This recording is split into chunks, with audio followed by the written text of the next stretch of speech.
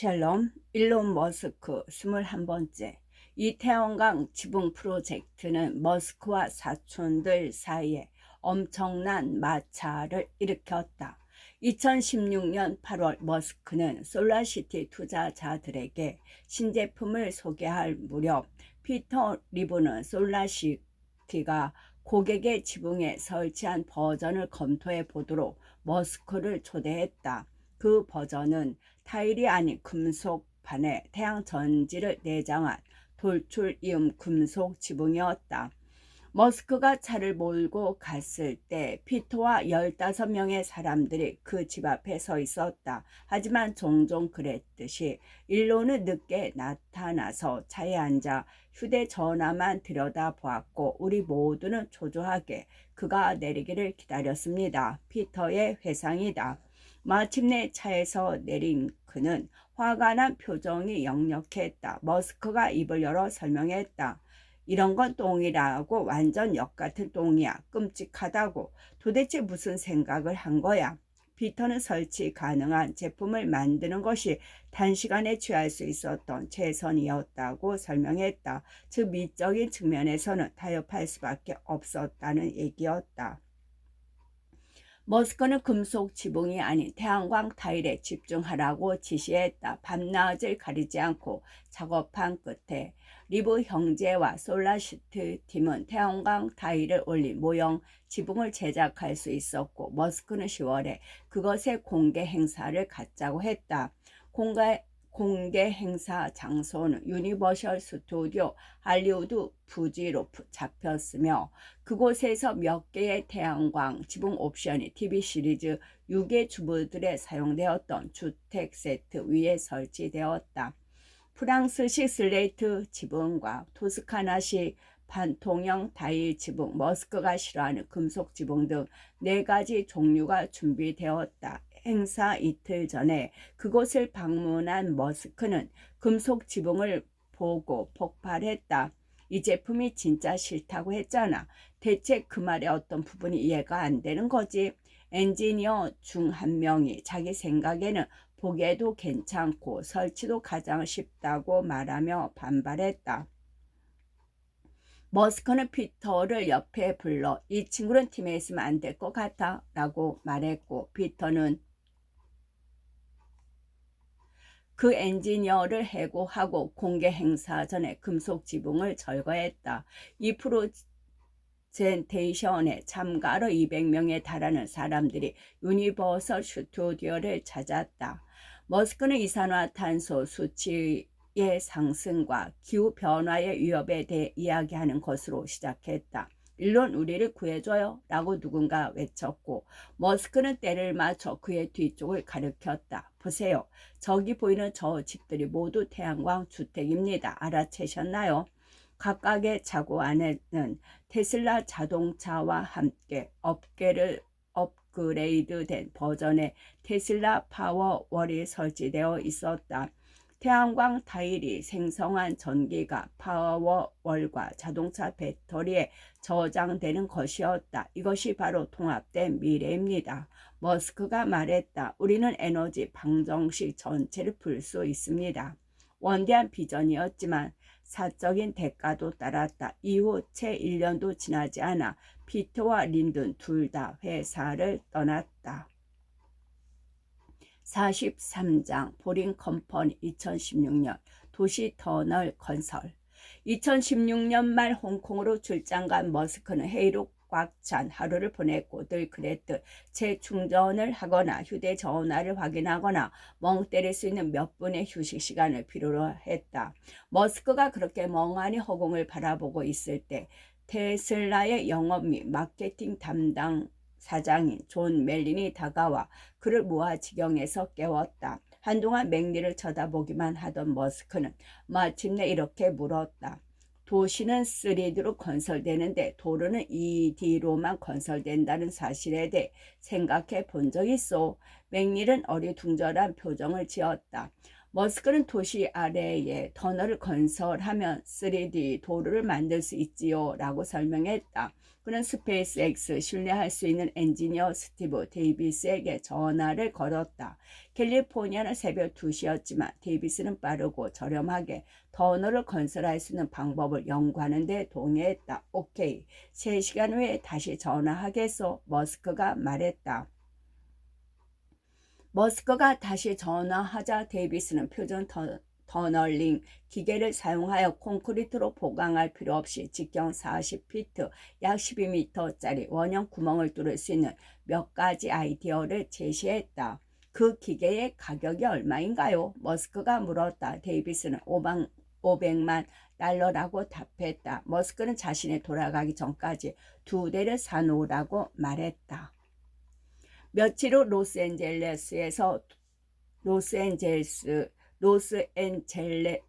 로스앤젤레스에 돌아온 머스크는 도로에서 교통체증에 갇혔다. 그는 트윗을 날리기 시작했다. 먼저 교통체증 때문에 미칠 지경입니다 라고 썼다.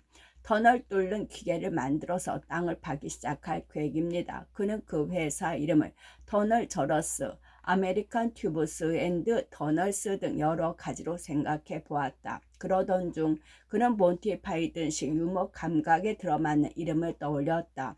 1시간 후 그는 트위터에 이렇게 올렸다. 회사 이름은 보링 컴퍼니가 될 겁니다. 보링은 뚫기, 그것이 바로 우리가 하는 일이니까요.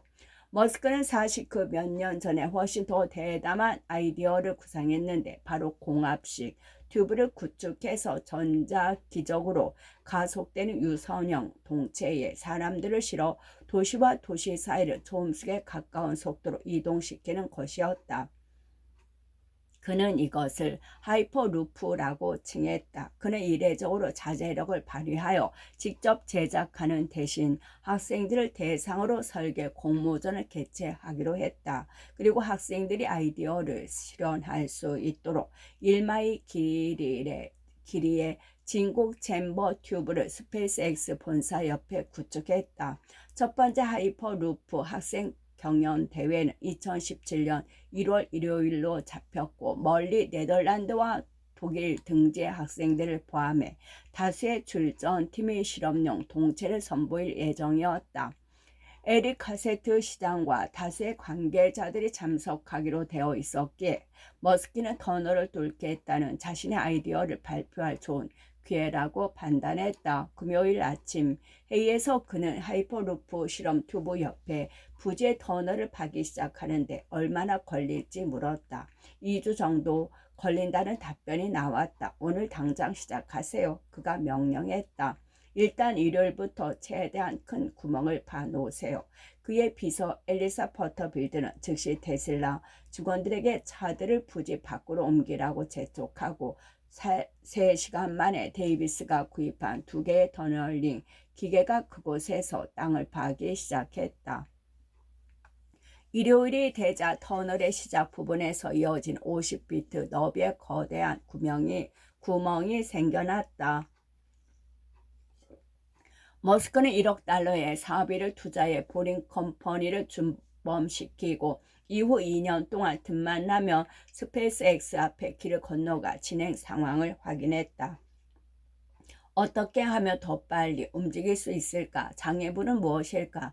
차량의 터널 통과 방식을 설계하던 시카고 출신의 젊은 엔지니어 조 군은 말한다. 그는 틈만 나면 우리에게 단계를 삭제하고 단순화하는 것의 중요성을 일깨웠습니다. 예를 들면 그들은 터널링 기계를 내려놓기 위해 터널 시작 부분에 수직 통로를 뚫는 작업을 하고 있었다. 머스크는 그거를 보고 내 마당에 있는 땅 다람쥐는 그런 식으로 들어가지 않아요 라고 말했다. 결국 그들은 터널링 기계를 다시 설계하여 간단히 코를 아래로 받고 땅속으로 파고 들어가도록 만들었다.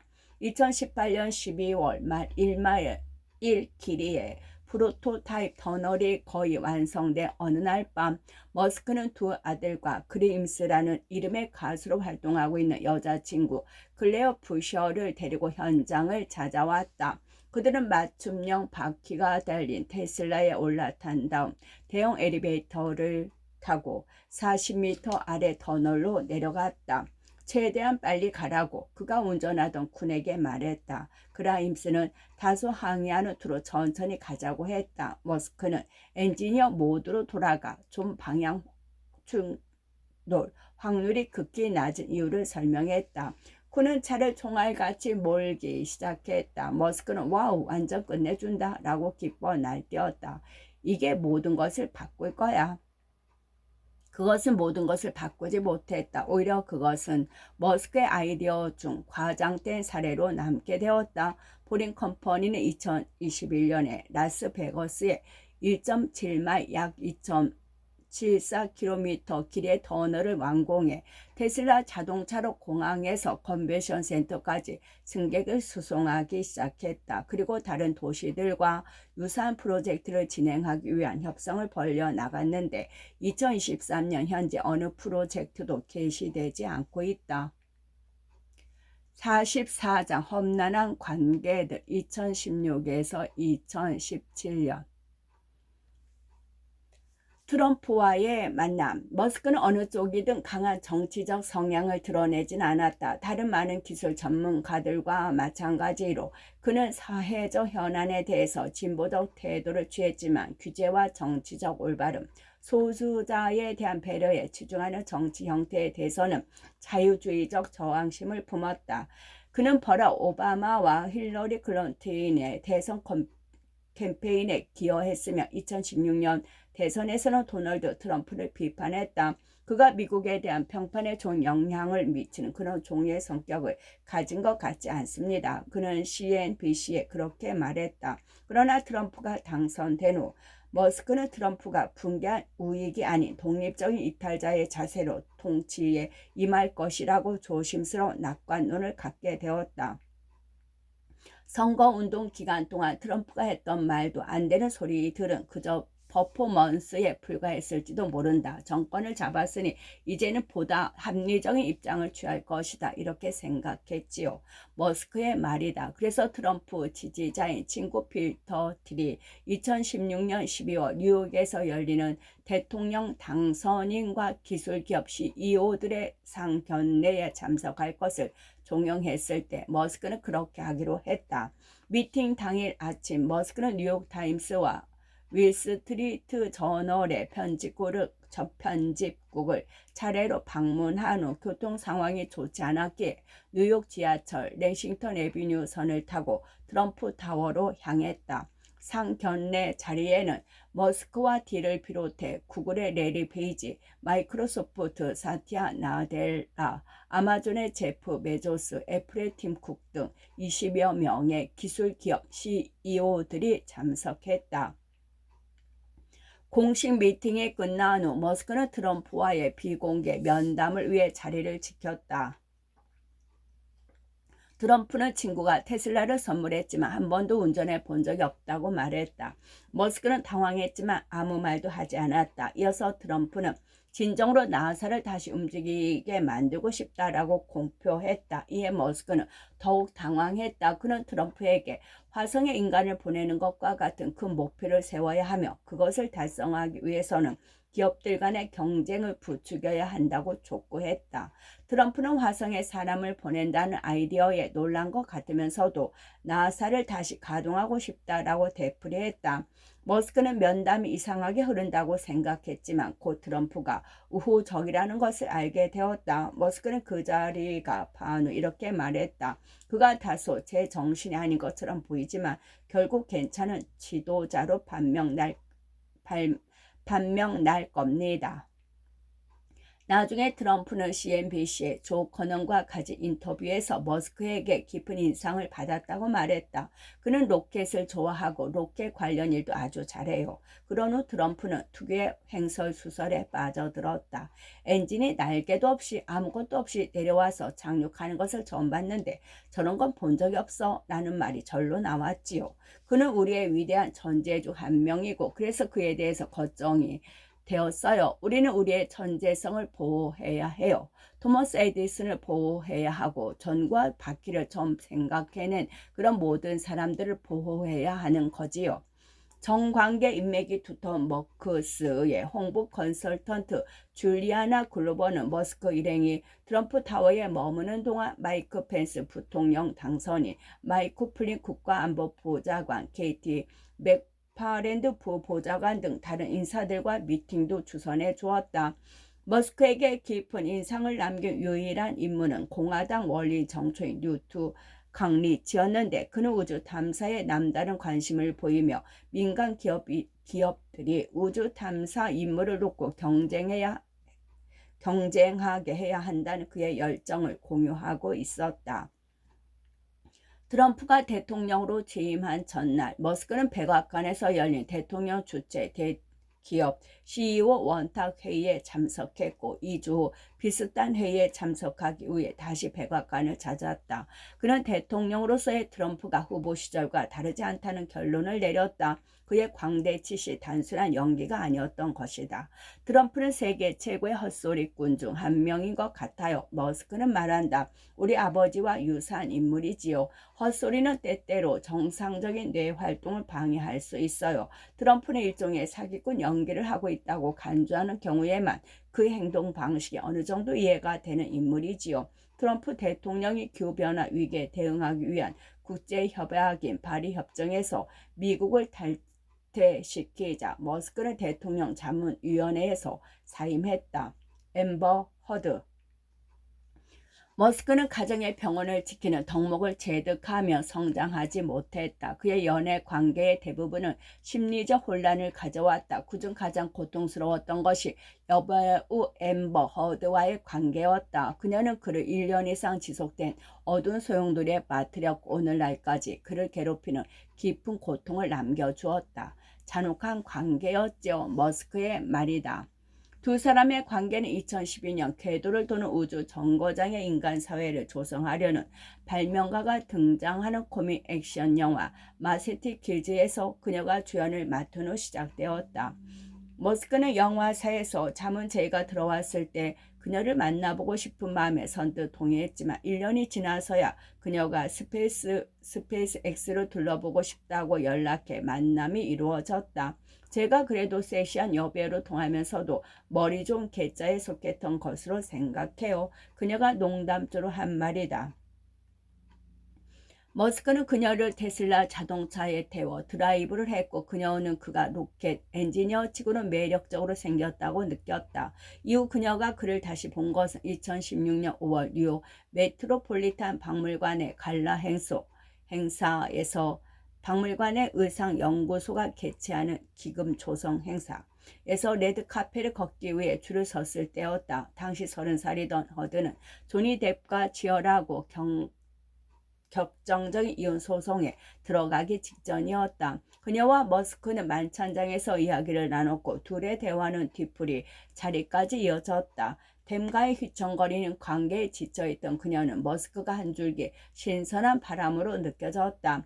몇 주 후 그녀가 마이애미에서 일하고 있을 때 머스크가 방문했다. 두 사람은 머스크가 마이애미 비치의 델라노 호텔에 빌려놓은 수영장 딸린 빌라에 머물렀고, 머스크는 그녀와 그녀의 여동생을 비행기에 태워 펠건 9호의 발사가 예정되어 있던 케이프 커너버널로 데려갔다. 그녀는 그와의 그런 데이트가 그때까지 경험한 것 중 가장 흥미롭다고 생각했다. 그의 6월, 그의 생일을 맞아 그녀는 자신이 일하던 이탈리아에서 테슬라의 몬트리몬토 공장으로 날아와 그를 깜짝 놀라게 하기로 결심했다. 공장에 가까워지자 그녀는 길가에 차를 세우고 들꽃을 한움큼 꺾었다. 그리고 머스크의 보안팀과 협력하여 테슬라 차량 뒤에 숨어 있다가 그가 다가오자 꽃을 들고 뛰어나왔다.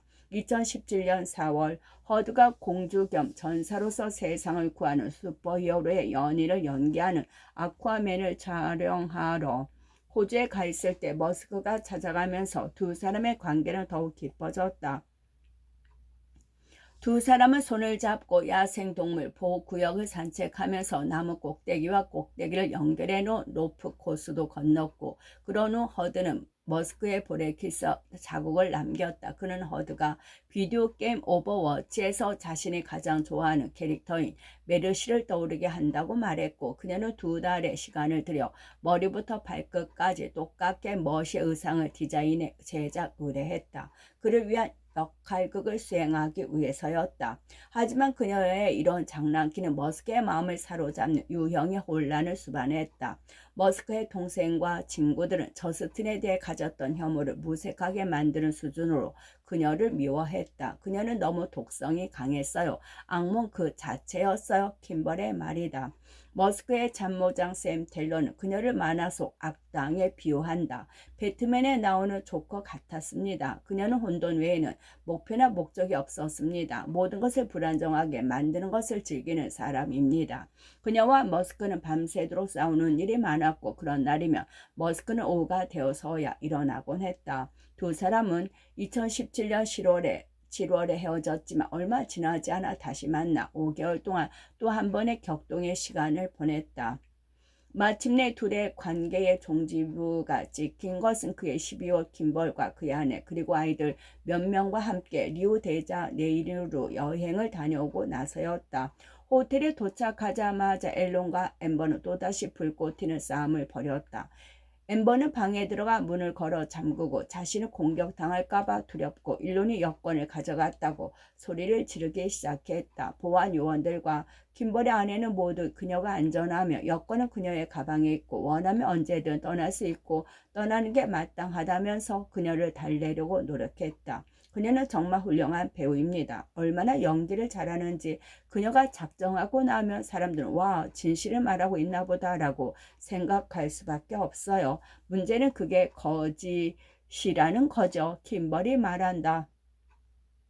그녀가 자신만의 현실을 만들어내는 방식은 우리 아버지를 떠올리게 합니다. 엠버는 두 사람이 말다툼을 벌였고 자신이 다소 호들갑이 떨었다고 인정한다. 하지만 그녀는 새해 전야였던 그날 저녁에 화해했다고 말한다. 두 사람은 파티에 참석해 리우데자네이루로 내려다보이는 발코니에서 새해맞이 종소리를 축하했다. 허들은 가슴이 깊게 파인 흰색의 린넨 드레스를 입었고, 머스크는 흰색의 린넨 셔츠를 입고 단추를 몇 개 풀었다. 그 자리에서 킴벌 부부와 사촌 리스 부부도 함께했다. 두 사람이 화해했다는 자신의 말을 입증하기 위해 그녀는 내게 그날 밤의 사진과 동영상을 보내주었다.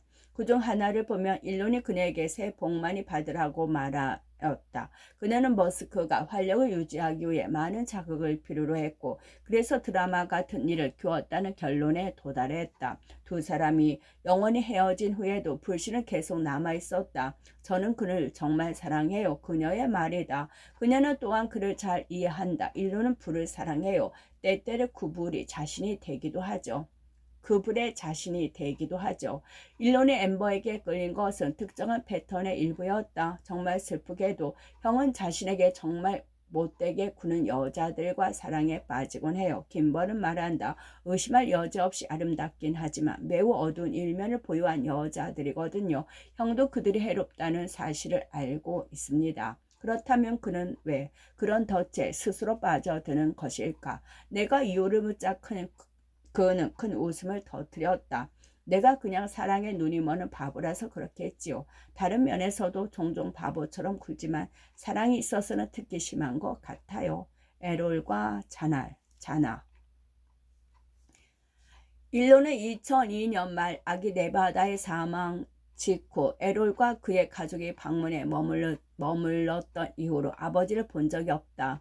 에롤 가족이 로스앤젤레스에 머물던 동안 일론은 아버지가 당시 15살이던 의붓딸 자나에게 지나친 애정을 쏟는 것에 불편함을 느꼈고, 그래서 아버지에게 남아공으로 돌아가라고 압박했다. 하지만 2016년 일론과 김벌은 가족들과 남아공 여행을 가기로 계획했고, 이혼 후 심장질환을 앓고 있던 아버지도 만나기로 결심했다. 일론은 스스로 인정하고 싶은 것보다 많은 몇 가지 면에서 아버지를 닮았는데, 그중 하나가 6월 28일에 일이라는 생일이다. 그래서 그들은 일론의 45번째 생일과 에롤의 70번째 생일에 잠시나마 화해를 시도하기 위해 점심을 같이 하기로 했다. 그들은 당시 에롤이 살고 있던 케이프타운의 한 레스토랑에서 만났다. 당시 그 자리에는 킴벌과 그의 새 아내 크리스티아나와 일론이 가끔 데이트하던 여배우 나타샤 바셋 등이 함께했다. 남아공에 가더라도 애들이 에롤과 마주치는 일은 없게 하라는 저스틴의 신신당부가 있었던 까닭에 아이들은 에롤이 오기 전에 호텔로 돌려보냈다. 그 여행길에 동행한 안토니오 그라시아스가 자신도 먼저 호텔에 가 있는 게 낫지 않겠냐고 일론에게 물었다. 일론이 내 다리에 손을 올리면서 그냥 좀 있어줘요 라고 말했습니다. 글라시아스의 회상이다. 일론의 손이 떨리는 건 그때 처음 보았습니다. 레스토랑에 들어선 에롤은 나타샤의 미모를 놓고 일론을 큰 소리로 칭찬해 모두를 불편하게 만들었다. 일론과 김벌은 완전히 입을 다물었어요. 그냥 침묵으로 일관했지요. 크리스티아나의 말이다. 1시간을 그렇게 보낸 후 그들은 갈 시간이 되었다고 말했다. 일론의 애초 계획에는 킴벌과 크리스티아나, 나타샤 그리고 아이들과 함께 어린 시절을 보내 프리토리아에 가보는 것도 포함되어 있었다. 하지만 아버지의 만남 이후 그는 기분이 좋지 않았고 갑자기 여행을 중단하고 미국으로 돌아가자고 했다. 일행들에게는 테슬라 오토파일럿을 사용하던 플로리다 운전자의 사망사고를 처리하기 위해서 돌아가야 한다고 말했고 자기 자신에게도 그렇게 하는 것이 옳다고 다독였다. 비록 짧았지만 그 방문과 만남은 아버지와의 관계 개선을 예고하는 것처럼 보였다. 만약 그 분위기가 지속되었다면 어쩌면 일론이 여전히 자신을 괴롭히던 악령의 일을 굴복시키는데 도움이 되었을지도 모른다. 하지만 상황은 그렇게 흘러가지 않았다. 일론이 남아공을 다녀오고 얼마 지나지 않은 2016년 후반 에롤은 당시 30살이던 의붓딸 자나를 임신시켰다. 우리는 외롭고 길 잃은 사람들이었어요. 에롤은 나중에 이렇게 말했다. 하나의 상황이 또 다른 하나의 상황으로 이어졌으니 하느님의 계획 또한 자연의 계획이었다고 할 수 있지요. 이 사실을 알게 된 일론과 남매들은 소름 끼쳐하며 분노했다. 사실 나는 아버지와 천천히 관계를 개선해 나가고 있던 중이었거든요. 그런데 아버지가 자나와 아이를 낳았다는 겁니다. 나는 이걸로 끝났다. 당신은 아웃이다. 다시는 당신과 말을 섞지 않겠다라고 말했지요. 그 이후로 그와 연락을 끊고 살고 있어요. 킴벌의 말이다. 2017년 여름 그 소식을 들은 직후 머스크는 롤링스톤지 커버 스토링 닐 스트라우스와의 인터뷰하는 일정이 잡혔다. 스트라우스는 테슬라의 모델 3에 대한 질문으로 인터뷰를 시작했다. 종종 그렇듯 머스크는 입을 다물고 멍하니 앉아 있었다. 그는 앰버 허드와 아버지에 대해 생각하며 수심에 잠겼다. 그리고 별다른 설명 없이 일어나 자리를 떴다. 그렇게 5분이 넘게 지나자 텔러가 그를 데리러 갔다. 돌아온 머스크는 스트라우스에게 설명했다. 사실 얼마 전에 여자친구와 헤어져서 그래요. 정말 사랑했는데 너무 아팠어요. 인터뷰 후반에 그는 아버지에 대한 이야기를 풀어놓았지만 에롤이 자나와 막 낳은 아이에 대해서는 언급하지 않았다. 정말 끔찍한 인간이었어요. 머스크는 이렇게 말하고 눈물을 흘렸다. 아버지는 신중하게 생각해서 준비한 악행의 계획을 가지고 움직이는 사람이에요. 악행을 계획한다고요? 당신이 생각할 수 있는 거의 모든 범죄를 그는 저질렀습니다. 당신이 생각할 수 있는 거의 모든 악행을 저질렀다고요. 스트라우스는 그의 태도에서 그가 아버지에 대한 구체적인 내용까지 언급하지는 않았으리라는 것을 알아차렸다. 머스크는 분명히 무언가를 말하고 싶은 눈치였지만 끝내 그 말을 꺼내놓지는 않았습니다. 45장 어둠의 시간 2017년 조울증 앰버 허드와의 이별 그리고 아버지가 의붓딸과 키운 자나와 아이를 낳았다는 소식에 충격을 받은 머스크는 우울증과 혼미함, 현기증과 조증 사이를 수시로 넘나드는 시기를 겪었다.